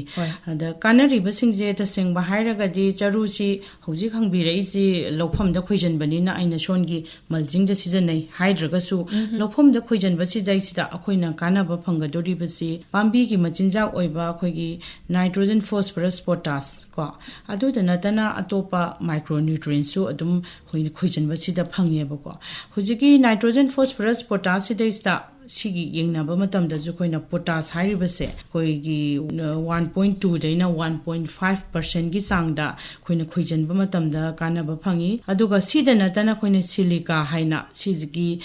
ꯀꯩꯅꯣꯁꯤꯁꯨ ꯌꯥꯝꯅ ꯄꯥꯝꯕꯤꯗ ꯌꯥꯝꯅ ꯀꯥꯟꯅꯍꯟꯕ ꯑꯗꯨꯒꯨꯝꯕ ꯁꯣꯏꯜ ꯃꯥꯏꯀ꯭ꯔꯣബ്ꯁꯇ ꯌꯥꯝꯅ ꯀꯥꯟꯅꯍꯟꯕ ꯑꯗꯨꯒꯨꯝꯕꯁꯤꯁꯨ ꯆꯥꯡꯁꯤ ꯋꯥꯡꯅ ꯌꯥꯎꯕ ꯑꯗꯨꯅ ꯑꯩꯈꯣꯏꯅ ꯆꯔꯨꯁꯦ ꯈꯣꯏꯖꯜꯂꯒ ꯑꯩꯈꯣꯏꯒꯤ ꯆꯔꯨ ꯐꯨꯗꯤꯠ ꯍꯥꯏꯇꯥꯔꯦꯀꯣ ꯈꯣꯏꯖꯟꯕꯁꯤ ꯑꯩꯅ ꯊꯝꯖꯅꯤꯡꯉꯤꯁꯤ ꯌꯥꯝꯅ ꯀꯥꯟꯅꯩ ꯍꯥꯏꯅ ꯍꯥꯏꯖꯒꯦ ꯑꯗꯨꯒ ꯍꯧꯖꯤꯛ ꯑꯁꯤ ꯀꯩꯗ ꯍꯥꯏꯕꯗꯤ ꯀꯣꯠꯇ ꯐꯧ ꯊꯝꯕꯁꯤ ꯐꯧꯖꯨꯝ ꯌꯥꯝꯅ ꯏꯜꯂꯤꯕꯁꯤꯕꯨ ꯀꯝꯗꯧꯕ ꯖꯥꯠꯅꯣ ꯐꯧꯁꯨ ꯌꯥꯝꯅ ꯀꯪꯂꯒ ꯍꯥꯞꯆꯈꯤ ꯑꯗꯨꯒ ꯐꯧ ꯊꯝꯐꯝ ꯀꯩ ꯑꯗꯨꯁꯨ ꯌꯥꯝꯅ ꯐꯖꯅ ꯁꯤꯠ ꯁꯦꯡꯂꯒ ꯐꯧ ꯑꯗꯨ ꯍꯥꯞꯆꯕꯅꯤ ꯑꯗꯨꯒ ꯀꯣꯠ ꯑꯗꯨꯁꯨ ꯂꯩꯕꯥꯛꯅ ꯋꯥꯏ ꯇꯩꯁꯤꯟꯕ ꯀꯣꯠꯅꯤ ꯎꯄꯥꯛꯅ ꯁꯥꯕ ꯖꯤꯡꯒꯅ ꯀꯨꯞꯄ ꯋꯥꯆꯦꯠꯅ ꯈꯥꯕ ꯂꯩꯕꯥꯛꯅ ꯋꯥꯏ ꯇꯩꯕꯤꯗꯨꯅꯤ ꯐꯧꯖꯨꯝ ꯑꯁꯤ ꯀꯩꯗꯧꯔꯒꯗꯤ ꯂꯩꯔꯣꯏꯗꯒꯦ ꯃꯌꯦꯛ ꯁꯦꯡꯅ ꯇꯥꯛꯄꯤꯔꯛꯎ ꯍꯥꯏꯗꯨꯅ ꯑꯅꯤꯁꯨꯕ ꯋꯥꯐꯝꯗ ꯊꯝꯕꯤꯔꯛꯂꯤ ꯑꯩꯈꯣꯏꯒꯤ ꯐꯧꯖꯨꯝꯒꯤ ꯃꯇꯥꯡꯁꯦ ꯁꯤꯒꯤ ꯃꯇꯥꯡꯁꯤꯗ ꯍꯥꯏꯖꯔꯕꯗꯀꯣ ꯑꯩꯈꯣꯏꯒꯤ ꯀꯣꯠꯁꯤꯗꯩꯁꯤꯗ ꯐꯧꯁꯤ ꯀꯩꯅꯣ ꯍꯥꯞꯄ ꯃꯇꯝꯁꯤꯗ ꯐꯧꯁꯤ ꯑꯩꯈꯣꯏꯅ ꯂꯣꯛꯑꯕ ꯃꯇꯨꯡꯁꯤꯗꯩꯁꯤꯗ ꯂꯣꯛꯄꯗꯁꯨ ꯃꯥꯒꯤ ꯀꯔꯝꯕ ꯃꯇꯥꯡꯗ ꯂꯣꯛꯀꯅꯤ ꯍꯥꯏꯕ ꯑꯃ ꯑꯗꯒꯤ ꯊꯝꯕ ꯀꯥꯟꯗꯁꯨ ꯃꯥꯒꯤ ꯃꯣꯏꯆꯔ ꯀꯟꯇꯦꯟꯁꯦ ꯍꯥꯏꯕꯗꯤ ꯑꯩꯈꯣꯏꯅ ꯂꯣꯛꯑꯕ ꯃꯇꯨꯡꯗ ꯍꯦꯛꯇ ꯀꯩꯗ ꯍꯥꯞꯆꯟꯕꯁꯤ ꯅꯣꯡ ꯅꯤꯅꯤ ꯅꯨꯃꯤꯠ ꯍꯨꯝꯅꯤ ꯃꯔꯤꯅꯤꯒꯤ ꯑꯣꯏꯔꯒꯗꯤ ꯈꯔ ꯃꯈꯩ ꯐꯩ ꯑꯩꯈꯣꯏꯅ ꯀꯩꯗ ꯊꯝꯕ ꯍꯥꯏꯕꯁꯤ ꯆꯍꯤ ꯑꯃꯒꯤ ꯀꯣ ꯆꯥꯅꯅꯕ ꯑꯣꯛꯅꯅꯕ ꯑꯩꯈꯣꯏ ꯊꯝꯖꯔꯤꯕꯅꯤ ꯑꯗꯨꯅ ꯑꯩꯈꯣꯏꯒꯤ ꯍꯩꯖꯟꯕ ꯃꯇꯝꯗꯁꯨ ꯐꯧꯗꯨꯒꯤ ꯃꯣꯏꯆꯔ ꯀꯟꯇꯦꯟꯁꯤ ꯑꯩꯈꯣꯏꯅ 12%ꯗꯒꯤ ꯇꯥꯕ ꯑꯣꯏꯕ ꯇꯥꯕ ꯍꯥꯏꯕꯗꯤ ꯌꯥꯝꯅ ꯆꯣꯠꯅ ꯍꯥꯏꯕꯗꯤ ꯍꯧꯖꯤꯛ ꯍꯥꯏꯖꯔꯤꯕ ꯄꯔꯁꯦꯟꯇꯦꯖꯇꯣ ꯀꯣ ꯑꯗꯨꯒꯤ ꯄꯔꯁꯦꯟꯇꯨꯗꯒꯤ ꯇꯥꯅ 12%ꯗꯒꯤ ꯇꯥꯕ ꯃꯇꯥꯡꯗꯨꯗꯩꯗ ꯑꯩꯈꯣꯏꯅ ꯀꯩꯗꯨꯗꯩꯗ ꯍꯥꯞꯀꯗꯣꯔꯤꯕꯅꯤ ꯀꯣꯠꯇꯨꯗꯩꯗ ꯑꯗ ꯀꯣꯠꯁꯤꯁꯨ ꯑꯩꯈꯣꯏꯅ ꯌꯥꯝꯅ ꯌꯦꯡꯕ ꯍꯥꯞꯇ꯭ꯔꯤꯉꯩ ꯃꯃꯥꯡꯗ ꯇꯧꯐꯝ ꯊꯣꯛꯄꯁꯦ ꯐꯖꯅ ꯁꯦꯡꯗꯣꯛꯄꯤꯕ ꯀꯣ ꯑꯗꯨꯒ ꯍꯥꯟꯅ ꯂꯩꯔꯝꯕ ꯑꯩꯈꯣꯏꯒꯤ ꯐꯧꯒꯨꯝꯕ ꯑꯗꯒꯤ ꯃꯥꯒꯤ ꯑꯀꯨꯞꯄ ꯀꯌꯥ ꯈꯔ ꯃꯈꯩꯗꯤ ꯂꯦꯝꯃꯒ ꯑꯗꯨꯝ ꯂꯩꯗꯅ ꯌꯥꯔꯤꯃꯈꯩ ꯑꯗꯨꯒꯩꯁꯨ ꯍꯥꯏꯗꯤ ꯃꯃꯥꯡꯗ ꯂꯩꯔꯝꯕ ꯄꯣꯠꯈꯩꯗꯣ ꯂꯣꯏꯅ ꯂꯧꯊꯣꯛꯄꯤꯕꯁꯤ ꯗꯔꯀꯥꯔ ꯑꯣꯏꯌꯦꯕ ꯑꯗꯨꯒ ꯀꯣꯠꯁꯤꯗꯩꯁꯤꯗ ꯑꯩꯈꯣꯏꯅ ꯋꯥꯕꯨ ꯑꯣꯏꯔꯁꯨ ꯀꯥꯔꯛ ꯀꯥꯔꯛ ꯍꯣꯕꯒꯨꯝꯕ ꯅꯠꯇ꯭ꯔꯒꯁꯨ ꯑꯇꯣꯞ ꯑꯇꯣꯞꯄꯅ ꯁꯥꯕ ꯑꯣꯏꯔꯁꯨ ꯀ꯭ꯔꯦꯛꯀꯨꯝꯕ ꯆꯠꯄꯁꯦ ꯂꯩꯕꯤꯔꯣꯏꯗꯕ ꯑꯗꯨꯒ ꯇꯧꯕꯗꯕꯨ ꯃꯥꯒꯤ ꯀꯩꯅꯣꯁꯦ ꯚꯦꯟꯇꯤꯂꯦꯁꯟ ꯀꯣ ꯃꯥꯒꯤ ꯑꯩꯈꯣꯏꯒꯤ ꯊꯣꯡꯅꯥꯎꯒꯨꯝꯕ ꯑꯗꯨꯒꯨꯝꯕꯒꯤ ꯏꯟꯁꯦꯛ ꯄ꯭ꯔꯨꯐ ꯅꯦꯠꯀꯨꯝꯕꯒꯤ ꯑꯃꯒꯤ ꯊꯣꯡꯅꯥꯎꯒꯨꯝꯕ ꯑꯃꯗꯤ ꯅꯨꯡꯁꯤꯠ ꯅꯨꯡꯁꯥ ꯆꯪꯅꯕ ꯑꯗꯨꯃꯗꯤ ꯊꯝꯕꯤꯒꯗꯧꯕꯅꯤ ꯑꯗꯨꯒ ꯁꯤꯗꯩꯁꯤꯗ ꯑꯩꯈꯣꯏꯅ ꯍꯥꯞꯄ ꯌꯥꯕꯁꯦ ꯑꯣꯔꯒꯥꯅꯤꯛꯀꯤ ꯑꯣꯏꯅ ꯑꯩꯈꯣꯏꯅ ꯍꯥꯏꯖꯔꯕꯗ ꯑꯩꯈꯣꯏꯒꯤ ꯅꯤꯝ ꯃꯅꯥꯁꯦ ꯁꯤ ꯐꯖꯅ ꯀꯪꯉꯒ ꯑꯩꯈꯣꯏꯅ ꯁꯨꯒꯥꯏꯔꯕꯨ ꯍꯥꯞꯀꯦꯔꯥ ꯄꯥꯎꯗꯔ ꯑꯣꯏꯅꯕꯨ ꯍꯥꯞꯀꯦꯔꯥ ꯃꯅꯥ ꯑꯣꯏꯅꯕꯨ ꯍꯥꯞꯄꯤꯒꯦꯔꯥ ꯑꯗꯨꯒꯨꯝꯕꯁꯨ ꯌꯥꯏ ꯅꯤꯝꯒꯤ ꯃꯅꯥꯒꯤꯁꯦ ꯑꯗꯨꯒ ꯑꯃꯨꯛ ꯑꯩꯈꯣꯏꯒꯤ ꯅꯤꯝꯒꯤ ꯁꯤꯠ ꯀꯔꯅꯦꯜ ꯄꯥꯎꯗꯔ ꯍꯥꯏꯅ ꯁꯤꯁꯨ ꯌꯥꯏ ꯍꯥꯞꯆꯟꯕꯤꯕ ꯑꯗꯨꯒ ꯑꯩꯈꯣꯏꯒꯤ ꯇꯔꯃꯔꯤꯛꯀꯤ ꯄꯥꯎꯗꯔꯁꯦ ꯍꯥꯏꯕꯗꯤ ꯑꯩꯈꯣꯏꯒꯤ ꯌꯥꯡꯍꯪꯒꯤ ꯄꯥꯎꯗꯔꯁꯦ ꯁꯤꯁꯨ ꯑꯗꯨꯝ ꯍꯥꯞꯆꯜꯂꯒ ꯊꯝꯕꯗ ꯌꯥꯝꯅ ꯀꯥꯟꯅꯕ ꯑꯗꯨꯒꯨꯝꯕ ꯀꯩꯅꯣꯅꯦꯕ ꯐꯧꯖꯨꯝ ꯑꯉꯧ ꯃꯣꯏꯁ ꯒ꯭ꯔꯦꯟ ꯃꯣꯠ ꯍꯥꯏꯔꯤꯁꯦ ꯁꯤꯒꯤ ꯐꯧꯖꯨꯝ ꯇꯥꯗꯅꯕꯗ ꯌꯥꯝꯅ ꯑꯩꯈꯣꯏꯒꯤ ꯀꯥꯟꯅꯕ ꯑꯗꯨꯒꯨꯝꯕ ꯃꯈꯜ ꯑꯃꯅꯤ ꯑꯗꯨꯅ ꯍꯥꯏꯔꯤꯕ ꯑꯩꯈꯣꯏꯒꯤ ꯀꯣꯠꯁꯤ ꯐꯖꯅ ꯗ꯭ꯔꯥꯏꯗꯤ ꯑꯣꯏꯍꯟꯕ ꯇꯥꯔꯦꯀꯣ ꯍꯥꯞꯇ꯭ꯔꯤꯉꯩ ꯃꯃꯥꯡꯗ ꯑꯗꯨꯅ ꯍꯧꯖꯤꯛꯀꯤ ꯁꯤ ꯃꯌꯥꯝꯁꯦ ꯑꯩꯈꯣꯏꯅ ꯀꯦꯃꯤꯀꯦꯜ ꯀꯩꯀꯥ ꯁꯤꯖꯤꯟꯅꯔꯨꯗ꯭ꯔꯒꯁꯨ ꯁꯤꯒꯤ ꯃꯌꯥꯝ ꯏꯚꯟ ꯑꯩꯈꯣꯏꯒꯤ ꯄꯆꯧꯂꯤ ꯍꯥꯏꯅ ꯑꯩꯈꯣꯏꯒꯤ ꯁꯪꯕ꯭ꯔꯩꯁꯦ ꯁꯪꯕ꯭ꯔꯩ ꯃꯅꯥꯁꯤꯕꯨ ꯀꯪꯍꯜꯂꯒ ꯑꯩꯈꯣꯏꯒꯤ ꯀꯣꯠꯁꯤꯗ ꯊꯝꯕꯗ ꯇꯤꯟ ꯀꯥꯡ ꯆꯪꯗꯕ ꯑꯩꯈꯣꯏ ꯑꯗꯨꯒꯨꯝꯕꯗꯣ ꯑꯣꯏ ꯑꯗꯨꯅ ꯑꯩꯅ ꯍꯧꯖꯤꯛ ꯍꯥꯏꯖꯈ꯭ꯔꯤꯕ ꯃꯣꯏꯆꯔ ꯀꯟꯇꯦꯟ ꯃꯥꯒꯤ ꯊꯝꯐꯝ ꯂꯩꯐꯝꯊꯣꯛꯄ ꯑꯩꯈꯣꯏꯒꯤ 12%ꯗꯒꯤ ꯍꯦꯟꯗꯕ 12%ꯗꯒꯤ ꯇꯥꯕ ꯍꯥꯏꯇꯥꯔꯦꯀꯣ ꯑꯗꯣ ꯑꯩꯈꯣꯏꯒꯤ ꯍꯧꯖꯤꯛꯇꯤ ꯃꯣꯏꯆꯔ ꯀꯟꯇꯦꯟꯗꯣ ꯑꯣꯟꯅꯕ ꯈꯨꯠꯁꯨ ꯈꯨꯠꯂꯥꯏꯒꯁꯨ ꯃꯌꯥꯝ ꯊꯣꯛꯂꯛꯑꯕꯅꯤ ꯑꯗꯨꯅ ꯑꯗꯨꯃꯥꯏꯅ ꯑꯣꯟꯕꯤꯔꯒ ꯁꯦꯝꯃꯒ ꯊꯝꯕ ꯀꯣꯠꯇꯣ ꯍꯧꯖꯤꯛ ꯑꯩꯅ ꯍꯥꯏꯖꯈ꯭ꯔꯤꯕꯁꯤꯡꯗꯣ ꯑꯗꯨꯝꯕ ꯃꯌꯥꯝꯗꯣ ꯐꯖꯅ ꯁꯦꯝꯕꯤ ꯁꯥꯕꯤꯔꯒ ꯍꯥꯞꯐꯝ ꯊꯣꯛꯄ ꯑꯩꯈꯣꯏꯒꯤ ꯑꯩꯅ ꯄꯟꯖꯈꯤꯕ ꯃꯌꯥꯝꯗꯣ ꯍꯥꯞꯄꯤꯔꯒ ꯊꯝꯕꯤꯕꯗ ꯑꯩꯈꯣꯏꯒꯤ ꯐꯧꯖꯨꯝꯁꯤ ꯏꯜꯂꯣꯏ ꯍꯥꯏꯅ ꯍꯥꯏꯖꯒꯦ ꯔꯣꯅꯥꯜ ꯑꯃꯗꯤ ꯍꯦꯟꯊꯣꯏꯕꯒꯤ ꯑꯍꯨꯝꯁꯨꯕ ꯑꯔꯣꯏꯕ ꯋꯥꯍꯪꯗꯅ ꯍꯧꯖꯤꯛꯁꯤ ꯂꯧꯐꯝ ꯑꯁꯤ ꯈꯣꯏꯗꯣꯛꯄꯁꯤꯅ ꯂꯧꯐꯝ ꯑꯗꯨꯗ ꯌꯥꯝꯅ ꯀꯥꯟꯅꯕ ꯑꯣꯏꯕ꯭ꯔꯥ ꯍꯥꯏꯗꯨꯅ ꯑꯔꯣꯏꯕ ꯋꯥꯐꯝꯗ ꯊꯝꯕꯤꯔꯛꯂꯤ ꯍꯧꯖꯤꯛꯁꯤ any crop ꯂꯧꯒꯤꯕꯨ ꯑꯣꯏꯒꯦꯔꯥ ꯅꯠꯇ꯭ꯔꯒ ꯑꯩꯈꯣꯏꯅ ꯃꯇꯝꯒꯤ ꯍꯥꯏꯕꯗꯤ ꯑꯩꯈꯣꯏꯅ ꯑꯅꯝꯕꯅ ꯃꯅꯤꯄꯨꯔꯗ ꯇꯧꯔꯤꯕꯁꯤ rice based cropping system ꯐꯧ ꯊꯥꯕ ꯂꯣꯏꯔꯒ ꯑꯩꯈꯣꯏꯒꯤ ꯄꯣꯠ ꯊꯥꯕ ꯍꯥꯏꯕ ꯑꯃ ꯑꯇꯣꯞꯄ ꯃꯈꯜ ꯅꯠꯇ꯭ꯔꯒ vegetable based cropping system ꯍꯥꯏꯕ ꯑꯃ ꯑꯗꯨꯅ ꯍꯧꯖꯤꯛꯁꯤ ꯑꯩꯈꯣꯏꯅ ꯐꯧ ꯊꯥꯒꯦ ꯍꯥꯏꯔꯒꯁꯨ ꯍꯥꯏꯕꯗꯤ ꯂꯧ ꯊꯥꯒꯦ ꯍꯥꯏꯔꯒꯁꯨ ꯍꯧꯖꯤꯛ ꯈꯣꯏꯗꯣꯛꯄꯁꯤ ꯌꯥꯝꯅ ꯐꯩ ꯅꯠꯇ꯭ꯔꯒ ꯍꯤꯟꯖꯥꯡ ꯅꯥꯄꯤ ꯊꯥꯕꯒꯤ ꯑꯣꯏꯔꯒꯁꯨ ꯊꯥꯗ꯭ꯔꯤꯉꯩ ꯃꯃꯥꯡꯗ ꯈꯣꯏꯗꯣꯛꯄꯁꯤ ꯌꯥꯝꯅ ꯐꯩ ꯈꯣꯏꯗꯣꯛꯄꯁꯤꯅ ꯀꯩꯗ ꯐꯍꯟꯒꯦ ꯍꯥꯏꯔꯒꯗꯤ ꯑꯩꯒꯤ ꯂꯧꯐꯝꯗꯨꯗꯩꯗ ꯇꯤꯟ ꯀꯥꯡ ꯏꯟꯕ ꯅꯠꯇ꯭ꯔꯒ ꯃꯔꯨꯝ ꯊꯨꯖꯟꯕ ꯅꯠꯇ꯭ꯔꯒꯅ ꯑꯩꯈꯣꯏꯒꯤ ꯂꯣꯠꯂꯒ hibernate ꯇꯧꯔꯒ ꯑꯩꯈꯣꯏ ꯅꯥꯄꯤ ꯁꯤꯡꯕꯤꯗ ꯂꯣꯠꯂꯒ ꯂꯩꯕꯁꯤꯡꯗꯣ ꯑꯩꯈꯣꯏꯅ ꯍꯧꯖꯤꯛ ꯈꯣꯏꯗꯣꯛꯑꯒꯗꯤ ꯑꯗꯨꯒꯤ ꯍꯌꯦꯡ ꯇꯨꯡꯗ ꯇꯥꯔꯛꯀꯗꯧꯕ ꯄ꯭ꯔꯣꯕ꯭ꯂꯦꯝ ꯂꯥꯛꯀꯗꯧꯕꯁꯤꯡꯗꯨꯁꯨ ꯉꯥꯛꯊꯣꯛꯄ ꯉꯝꯕ ꯑꯗꯨꯒꯨꯝꯕ ꯑꯃꯁꯨ ꯂꯩꯕ ꯂꯩꯅꯥ ꯇꯤꯟꯅꯥꯗ ꯍꯥꯏꯔꯒ ꯑꯗꯨꯒ ꯑꯃꯨꯛꯁꯨ ꯑꯩꯈꯣꯏꯅ soilꯒꯤ ꯍꯥꯏꯕꯗꯤ soilꯒꯤ ꯑꯐꯕ ꯑꯩꯈꯣꯏ ꯂꯩꯍꯥꯎ ꯆꯦꯟꯕ ꯍꯥꯏꯔꯒꯁꯨ ꯄꯣꯠ ꯍꯥꯏꯕꯁꯤꯗꯕꯨ ꯊꯥꯗ꯭ꯔꯤꯉꯩ ꯃꯃꯥꯡꯗ ꯈꯣꯏꯗꯣꯛꯑꯒ ꯊꯥꯕ ꯍꯥꯏꯕꯁꯤ ꯌꯥꯝꯅ ꯗꯔꯀꯥꯔꯅꯤ ꯈꯨꯡꯒꯪꯒꯤ ꯊꯧꯔꯝꯒꯤ ꯆꯤꯊꯤ ꯄꯥꯎꯈꯨꯝꯒꯤ ꯊꯧꯔꯝꯕꯨ ꯄꯨꯕꯤꯔꯤꯕ ꯏꯀꯥꯏ ꯈꯨꯝꯅꯖꯔꯤꯕ ꯑꯦꯛꯁꯄꯔꯠ ꯑꯃꯗꯤ ꯏꯆꯦꯇꯣꯟ ꯆꯤꯊꯤ ꯄꯥꯎꯈꯨꯝꯒꯤ ꯊꯧꯔꯝꯁꯤꯗ ꯊꯋꯥꯏ ꯍꯛꯆꯥꯡ ꯌꯥꯝꯅ ꯌꯥꯎꯖꯅ ꯅꯅꯥꯎ ꯇꯤꯂꯣꯇꯃꯥ ꯑꯊꯣꯛꯄꯝꯅ ꯏꯀꯥꯏ ꯈꯨꯝꯅꯖꯕꯒ ꯂꯣꯏꯅꯅ ꯏꯀꯣꯛꯅꯣꯅ ꯈꯨꯔꯨꯝꯖꯔꯤ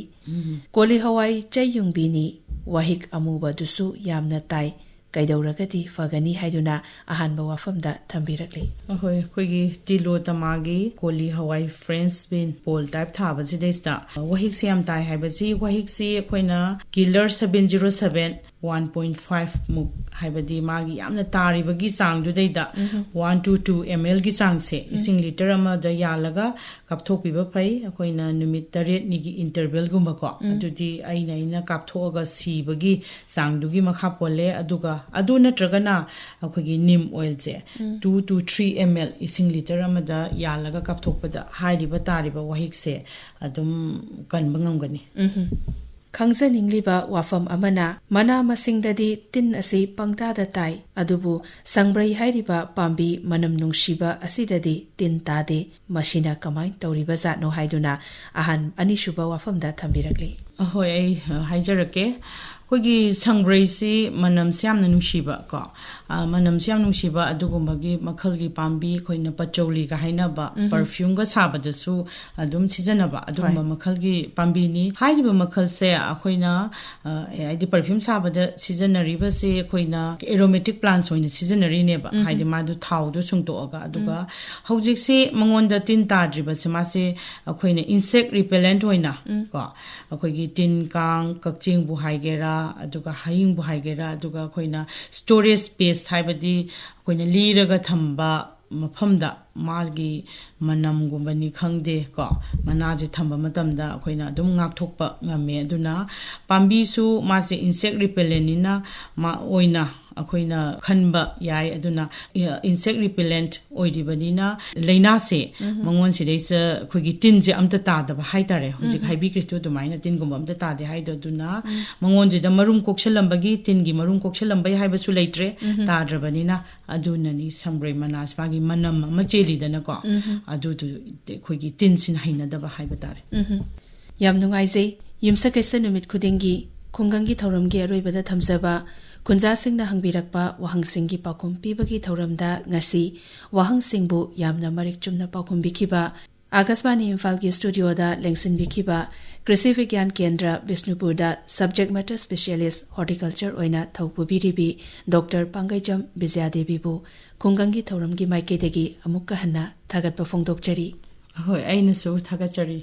ꯂꯣꯏꯅꯅ ꯑꯩꯈꯣꯏꯅ ꯊꯝꯖꯔꯤꯕ ꯃꯣꯕꯥꯏꯜ ꯅꯝꯕꯔ 9436685662 ꯑꯁꯤꯗ WhatsApp ꯑꯃꯗꯤ ꯇꯦꯛꯁ ꯃꯦꯁꯦꯖꯀꯤ ꯈꯨꯠꯊꯥꯡꯗ ꯑꯗꯨꯒ ꯄꯣꯁꯠꯀꯥꯔꯠꯀꯤ ꯑꯣꯏꯔꯒꯅ ꯑꯩꯈꯣꯏꯒꯤ ꯊꯝꯖꯔꯤꯕ ꯄꯣꯁꯇꯦꯜ ꯑꯦꯗ꯭ꯔꯦꯁ ꯗ ꯁ꯭ꯇꯦꯁꯟ ꯗꯤꯔꯦꯛꯇꯔ ꯑꯥꯀꯥꯁꯕꯥꯅꯤ ꯏꯝꯐꯥꯜ ꯐꯥꯔꯝ ꯑꯦꯟड ꯍꯣꯝ ꯁꯦꯛꯁꯟ 795001 ꯑꯃꯗꯤ ꯈꯨꯡꯒꯪꯒꯤ ꯊꯧꯔꯝꯒꯤꯗꯃꯛꯇ ꯊꯝꯖꯔꯤꯕ ꯖꯤꯃꯦꯜ ꯈꯨꯡꯒꯪꯒꯤ ꯊꯧꯔꯝ @gmail.com ꯗ ꯈꯨꯟꯖꯥꯁꯤꯡꯅ ꯂꯧꯎ ꯁꯤꯡꯎ ꯇꯧꯕꯗ ꯑꯃꯗꯤ ꯃꯅꯥ ꯃꯁꯤꯡ ꯊꯥꯕꯗ ꯊꯦꯡꯅꯕꯤꯕ ꯈꯨꯗꯣꯡꯆꯥꯗꯕꯁꯤꯡꯒꯤ ꯃꯔꯝꯗ ꯋꯥꯍꯪꯁꯤꯡ ꯍꯪꯕꯤꯔꯛꯇꯨꯅ ꯑꯦꯛꯁꯄꯔꯠꯁꯤꯡꯗꯒꯤ ꯃꯔꯤꯛ ꯆꯨꯝꯕ ꯄꯥꯎꯈꯨꯝꯁꯤꯡ ꯇꯥꯃꯤꯟꯅꯁꯤ ꯂꯣꯏꯅꯅ ꯋꯥꯍꯪꯁꯤꯡ ꯍꯪꯕꯤꯔꯛꯇꯨꯅ ꯑꯩꯈꯣꯏꯒꯤ ꯊꯧꯔꯝ ꯑꯁꯤꯕꯨ ꯃꯄꯨꯡ ꯐꯥꯍꯟꯕꯤꯌꯨ ꯍꯥꯏꯖꯔꯤ